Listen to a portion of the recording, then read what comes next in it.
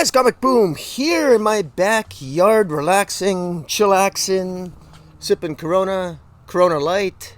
Again, I'm repeating myself. I'm doing multiple videos in a row here. Batman number 94, and wow, this is actually really good. It continues to be good. James Tynion the fourth, man, you're doing great. Artist Guillaume March, Raphael Albuquerque on the art. I'm really enjoying this. James Tynion the fourth. I still say, man, he's doing such a great job. Such a breath of fresh air coming off Tom King's long run there. And the last issue we had Catwoman shot. We had Harley Quinn supposedly killed by Punchline, and then Punchline shoots Catwoman. So I mean, she gets two for the price of one. Wow. Batman his leg had a sword shoved through it by Deathstroke. I mean, wow. Gotham right now is pretty much on lockdown, pretty much controlled by the Joker, who happened to rob Batman, Bruce Wayne blind, through the unintentional help of Catwoman, who, through the help of the underbroker, managed to transfer all of Bruce Wayne's assets through various companies into what she thought was her secret bank accounts, but was really the Joker's. Long story, and wow. So we got Bruce Wayne broke, we got Catwoman recovering from being shot, we got Harley Quinn supposedly dead, we got all of Gotham on lockdown, we got all of Batman's rogues galleries hiding away pretty much from the Joker, because Joker's at full out war, and he's got the Wayne fortune now to finance his war and control of Gotham City. I mean, forget about the city of Bane, man. The city of Joker is a lot more scary, and there's a lot more at stake here. And one of the advantages that James Tynion IV has with this slow build-up is that you really do feel the stakes. You really do feel, this does look like there's a lot going on here, and it's dangerous. The Joker defeated the designer.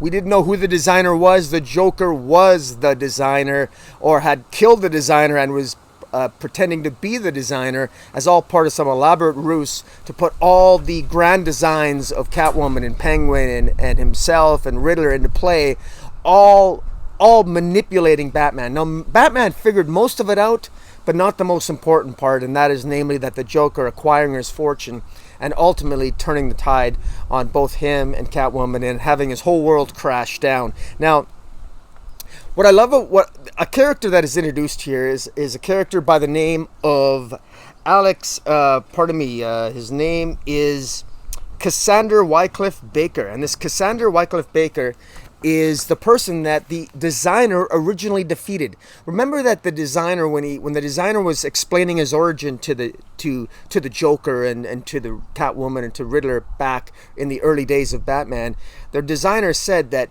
he had one primary opponent that he could never defeat. And the reason why he could never defeat this opponent was because the opponent always was just always one step ahead of him. And so he realized that what he had to do was think 12 steps ahead. And if he could do that and take his time, plan accordingly, hence his name, the designer, he could defeat his opponent. And who that opponent was Cassandra Wycliffe Baker, who even Bruce Wayne early in his career, it's stated here, considered the greatest detective in the world. But as Cassandra himself has stated, I was humiliated, outmatched, and so I ran like a frightened child. And so when Bruce Wayne early in his career, and this is what's interesting here, Bruce Wayne early in his career when he returns to Gotham, one of the final teachers that he goes to is this Cassandra character, and he wants to learn how to be the greatest detective from Cassandra. But Cassandra tells him that I'm not going to teach you what you want me to teach you. I'm going to teach you something far more important. I'm going to teach you how to lose. Now that's very, very interesting here, because I love that angle. Teaching somebody how to lose, that is extremely counterintuitive. Now we all know the general maxim that, failing is just as important as winning, because failure teaches you how you deal with loss, how you deal with failure is important. How you overcome adversity, how you lose something and then get it back is very, very important. So that's an interesting lesson. Having said that, Cassandra, this world's greatest detective, it's not really clear how the designer defeated him and outmatched him so profoundly that it caused him to basically run away like a frightened child, as Cassandra describes. But clearly it must have been one heck of a defeat. And whatever the defeat was, it didn't involve the death of Cassandra. So it almost seems like the designer's adversarial relationship with Cassander was probably, there's a lot of similarities between the relationship between Joker and the Batman, because the Joker, for example, never wants Batman to die. The Joker always wants to keep Batman alive, to torture him and to taunt him or to manipulate his family. The Joker always has some agenda, but rarely does the Joker's agenda ever involve actually killing the Batman. It's usually a higher agenda, some sort of psychological game at play. And it appears that same sort of psychological game was being played between the Designer and Cassander. And because clearly the Designer defeated Cassander but never killed him, and I find that very interesting. Now, the Designer, though, what I find particularly almost shocking is how easily the Designer was killed by the Joker. Now, clearly the Designer, when he confronted the rogues, Batman's rogues early on, he underestimated the Joker. But at the same time, I'm a little surprised at the Designer. If the Designer was so intelligent that he could think 12 steps ahead to essentially defeat somebody who is as brilliant as the world's greatest detective, Cassander, then I'm surprised that he would be so easily defeated by the Joker. It makes me wonder and speculate, and here's my prediction, that the Designer is in fact not dead, that the Designer is still alive.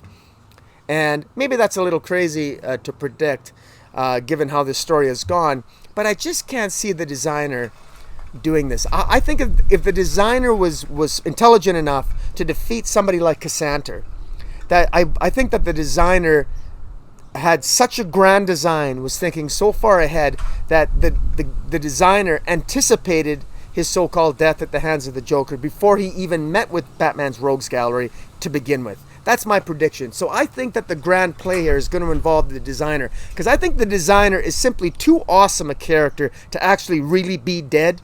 I want the Designer to still be alive, and I love the Cassander character, and I love the interplay here. I love the idea of the Designer and this Cassander character still having some interactions, and I think they're both fascinating new characters into the Batman mythology, the Batman universe, and I really like it. Now, Catwoman, of course, was hospitalized following her being shot by Punchline. We're not really sure where she was shot. It's unclear. She's in the hospital. Batman right away knows he's got to rescue Selina from the hospital, because Joker has complete control over Gotham City. Fortunately, Catwoman is rescued from the hospital by the Penguin, and she's taken back to the Cool Lounge, as they call it. And it's revealed that the Penguin and all the other rogues are essentially hiding out and sort of bunkering down, trying to ride out the storm of the Joker war, because they know what's coming, they know what the Joker's like, and they just want to hide away from the Joker and stay safe and wait till things inevitably die down, as they usually do. And Catwoman Selina is with the Penguin. Meanwhile, we still don't know the fate of Harley Quinn, although it is teased that she will make a reappearance with some stitches on the throat where she was cut by Punchline. That'll be in a future issue. Batman himself talks about and goes back and has reflections in this issue, not only about the first time he met Cassander, but also about the little designs, the little Gothams, as he called them, for Gotham City.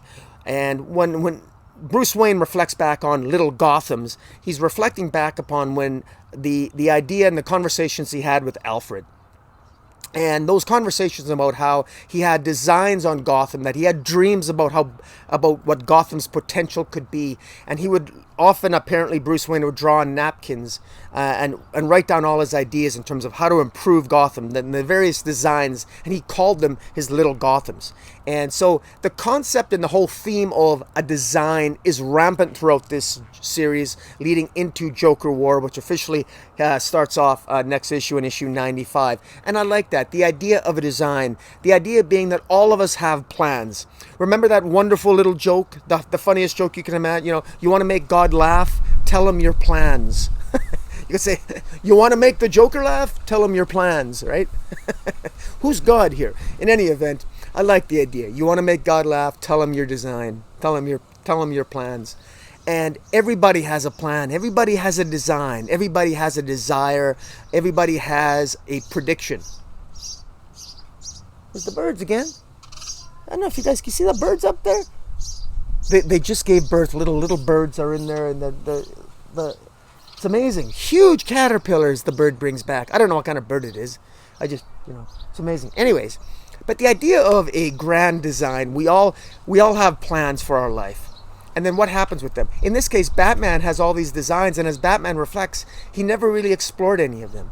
And Batman's always failed at implementing his design, or at least Batman is thinking he's failed. And especially because he's lost Alfred. Alfred, of course, being dead, or at least dead for the time being, Batman looks back on everything, the conversations he had with Alfred, and he realizes all these plans he had for Gotham. He's taken so much time fighting crime and protecting Gotham. He hasn't really changed Gotham. He hasn't really implemented any design in Gotham. He hasn't really changed Gotham in a way that reflects any of his little Gotham designs that he's had. In other words, he's only done half of what he's wanted. And meanwhile, the Joker has designs. Meanwhile, Catwoman has her designs. The Penguin had his designs. The Designer has his grand designs. Cassanter had his designs.